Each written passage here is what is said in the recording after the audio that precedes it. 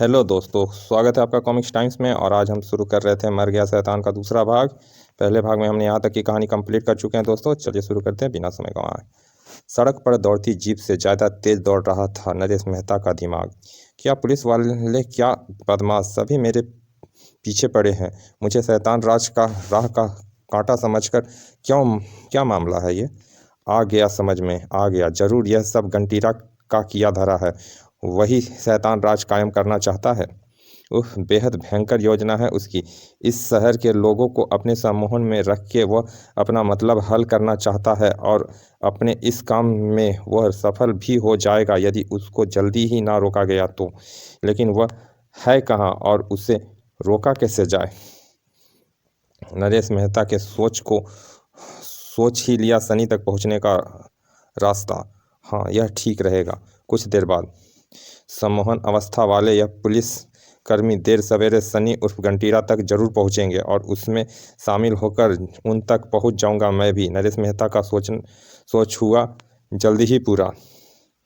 शैतानी मुखौटा लगाए लोगों से खचाखच भरे प्रोफेसर के फार्म हाउस के इस तहखाने की हालत से सहज ही अंदाजा लगाया जा सकता है कि शहरवासियों पर शैतान गंटीरा का शिकंजा तेजी से कसता जा रहा है। लेकिन वह अभी तक नजर नहीं आया। कहाँ है वो? तभी कोई चिल्लाया, सावधान, स्वामी पधार रहे हैं। तुरंत ही वहां ऐसा सन्नाटा छा गया कि पिन भी गिरे तो बम सा धमाका होता। उसी सन्नाटे के सीने को अपने आवाज़ से चीरता हुआ मंच पर पहुंचा सनी। शैतान राज के बनाए पुराने समर्थकों को यहाँ आगमन पर मैं अभिनंदन करता हूँ और घोषणा करता हूँ कि आज आप सबकी आत्मा को पवित्र किया जाएगा, ताकि आप सब शैतान राज के उत्तम नागरिक बन सकें। और शैतान राज कायम करने की योजना बनाई है इस शैतान ने। रक्त प्रसाद लाया जाए। जल्दी ही वहां मौजूद हर शख्स के हाथ में थमा था एक कटोरा खून। अब आप सब शैतान का जयकारा लगाते हुए रक्त प्रसाद का पान करेंगे। जय शैतान की, जय शैतान की जय घोष करते हुए सभी ने खून से भरे कटोरे को अपने मुंह से लगा लिया। लेकिन नरेश मेहता ने नहीं, उसने कटोरे को भरे खून को गिरा दिया। खून मेरे मेरे नहीं, शैतान के पीने की चीज़ है। और इसी के साथ उसने मोल ले ली वो मुसीबत। तुमने रक्त प्रसाद फेंक दिया। तुम शैतान के अनुयायी नहीं हो, तुम कोई दुश्मन हो। नहीं, मैं नरेश मेहता अपनी सफाई में कुछ कह पाता उससे पहले ही अपना चेहरा दिखा दुश्मन। अरे यह तो नरेश मेहता है, शैतान राज का सबसे बड़ा दुश्मन। ओह, मेरा राज खुल गया। अब तो भागने में ही भलाई है। पकड़ो इसे, यह बचकर नहीं भागना चाहिए। हिंसक भीड़ का रेले को रेला नरेश मेहता के पीछे दौड़ पड़ा। और शैतान गंटीरा के सम्मोहन में बंधे इस भीड़ के पल्ले अगर मैं पड़ गया तो यह मेरी पोटी पोटी कर देंगे। पकड़ो पकड़ो। लेकिन इतने आदमियों के बीच से मैं भागकर बच भी जाऊं तो कैसे? ओह, नरेश भागता हुआ एक फार्म हाउस के निर्माणाधीन भवन में घुस गया। इस भवन में छिपकर मैं खून की प्यासी इस भीड़ से बच सकता हूँ, यह सोचना बेवकूफ़ी तो जरूर है, लेकिन इसके सिवाय कोई चारा भी तो नहीं। इस तरह कम से कम मैं कुछ पलों के लिए तो भीड़ की निगाह से बच ही सकता हूँ। भवन के अंदर घुसते ही नरेश मेहता का मौत के भय से झुरमुराए चेहरा फूल सा गया। मेरे पीछे आती भीड़ से अगर गंटीरा के सम्मोहन का असर खत्म हो जाए तो ना केवल मेरी जान बच सकती है, बल्कि बहुत से लोग शैतान बनने से बच जाएंगे। मेरे ख्याल से मेरे पीछे आती भीड़ को सम्मोहन से निकाल देने के लिए यह काफ़ी सामान मौजूद है, जैसे ये लोहे के चादर और यह इलेक्ट्रॉनिक वायर जो नीचे बिछी लोहे के चादर तक आराम से पहुंच सकती है।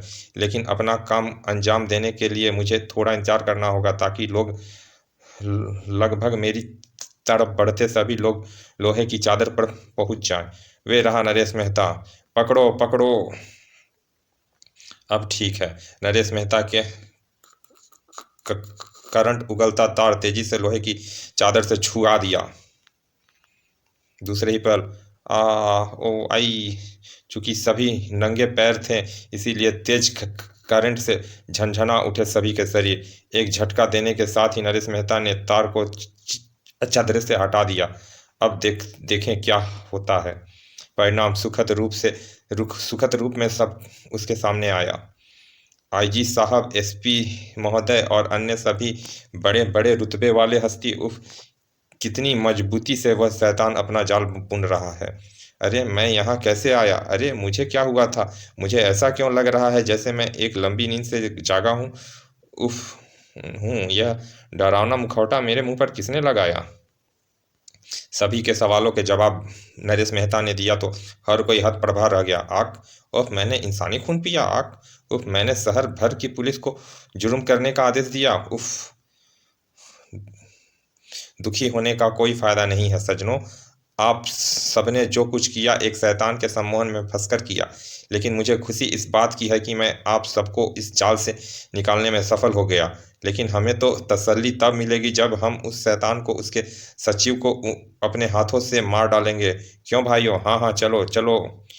अब उस शैतान की खैर नहीं। क्रोध में उबली भीड़ जब फार्म हाउस पहुंची तो यहाँ तो कोई नहीं है। ओह, उसका मतलब उन्हें अपनी हार का आभास हो गया और वे मौका देखकर भाग निकले। लेकिन भागकर जाएंगे कहाँ? मैं अभी शहर की सारी पुलिस को उनकी तलाश में लगा लगा जाने का आदेश देता हूँ। उसके इस तरह भाग जाने से मेरी मुश्किल और बढ़ गई। अब मैं उन्हें कहाँ ढूंढूं? कहाँ होंगे वे शैतान और उसका सचिव? एक नए ठिकाने पर।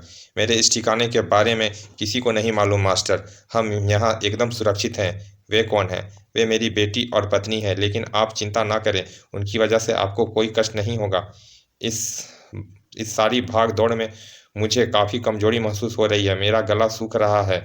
मुझे अपनी जीभ के में कांटे चुभते महसूस हो रहे हैं। मुझे खून चाहिए।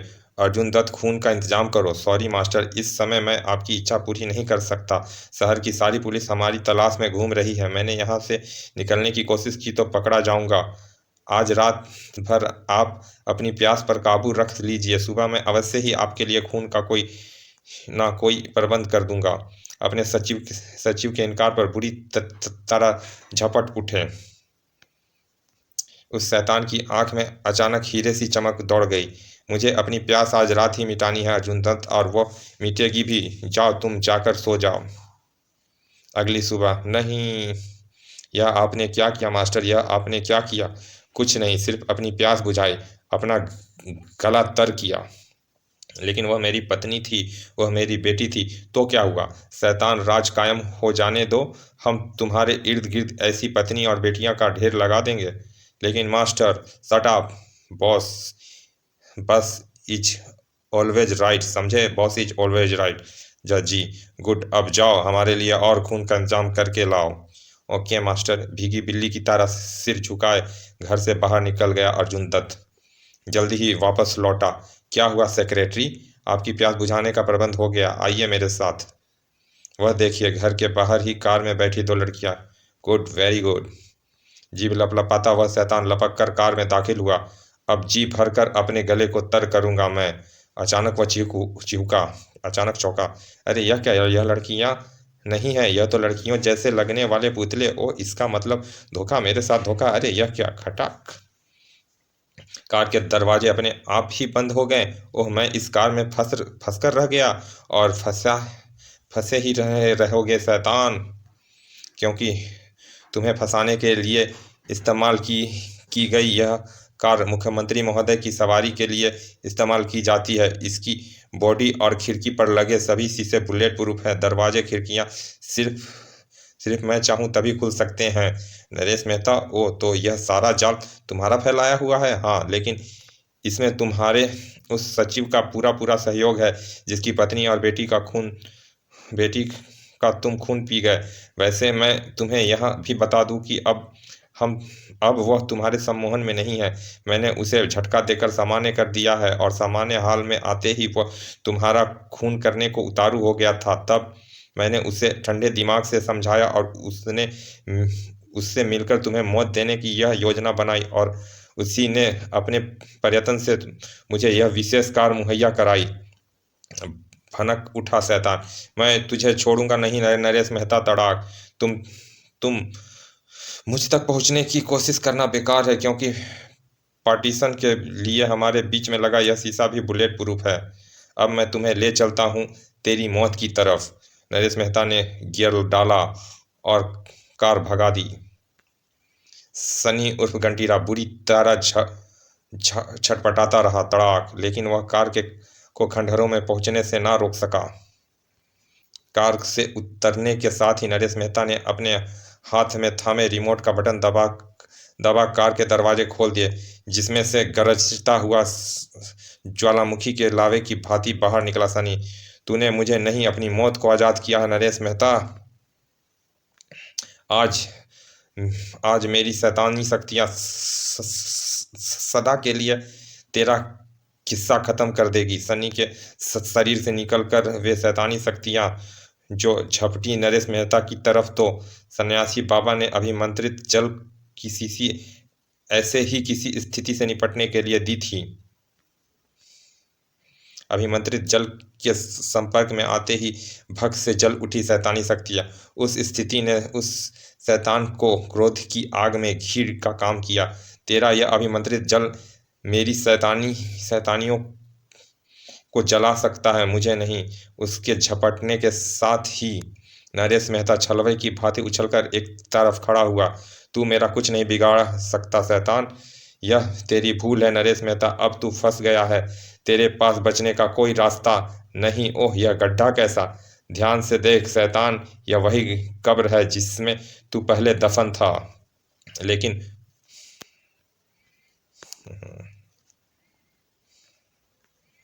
और आज फिर दफन होगा, क्योंकि तुझे दफन करने के सारे इंतजाम यहाँ मैंने पहले से किए हुए हैं।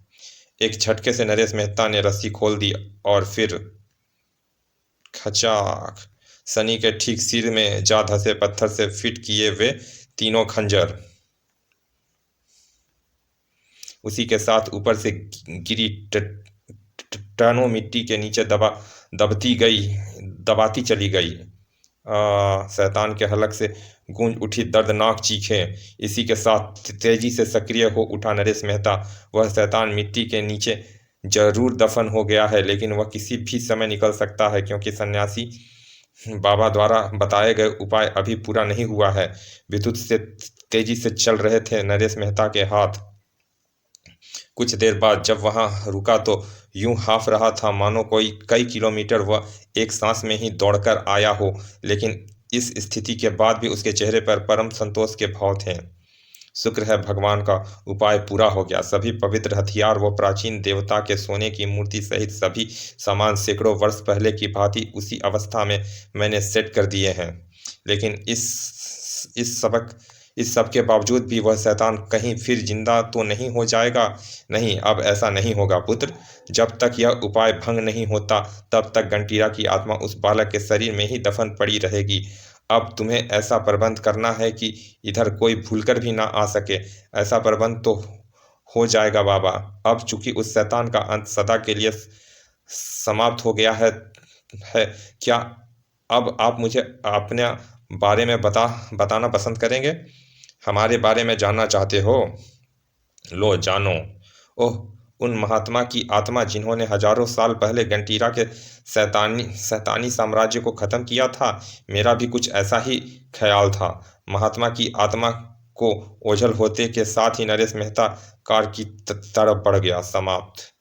चलिए दोस्तों, ये एक्स सीरीज की कॉमिक्स आज यहाँ फाइनली ख़त्म होती है, और हम फिर ऐसे ही अच्छी सीरीज कॉमिक्स आपके लिए अपलोड करते रहेंगे, लाते रहेंगे। और अभी तक आपने हमारे चैनल को सब्सक्राइब नहीं किया दोस्तों, तो प्लीज़ सब्सक्राइब कर दें। और मैं चाहूँगा कि कमेंट में प्लीज़ दोस्तों ये बताएं कि अगली सीरीज किसकी चालू करूँ जो कि अच्छी चले और आप लोग पसंद करें। चलिए फिर मिलते हैं अगली सीरीज में, तब तक के लिए प्लीज़ सब्सक्राइब कर दें दोस्तों, और हम मिलते हैं अगली सीरीज में। तब तक के लिए धन्यवाद पिता।